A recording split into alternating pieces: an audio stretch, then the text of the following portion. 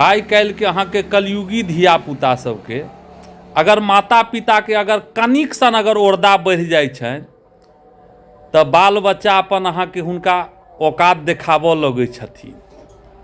हे यौ, हमरा अहाँ सबमे ई की भऽ रहल छै यौ, जे माता पिता के अहाँ के हुनका करतनि नहि आ हिस्सा लेबऽ लए अहाँ के तरसने अपन अधिकार मांगऽ लए तरसने चलि अबै छै धिया पुता। रे बुढ़बा, अधिकार किए नहि हमरा देबै, हम तोहर बेटा नहीं छियौ।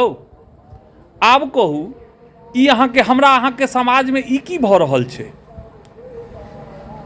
अहाँ के माता पिता अहाँ के टेटिया रहल छथिन आ बाल बच्चा अहाँ के फुटानी बाहर में करे छै आ वो कहत हमर माता पिता, बाप रे बा, हमर माता पिता के तऽ की कहू, अहाँ के घीए में अहाँ के बोरि कऽ रखै छियनि आ एक लोटा जे आबि कऽ अगर पानि दऽ देतै से अहाँ के धिया पुता पानि नहीं देतै। जहन कनिया के लऽ कऽ अहाँ के ओतऽ से अबै छै तऽ कनिया के सामने में कहै छै जे हमरा लए अहाँ की केने छी, हाँ हमरा लए अहाँ केबे की केलहुँ, हम तऽ अपने से पढ़लहुँ लिखलहुँ, अपने सब किछु केलहुँ।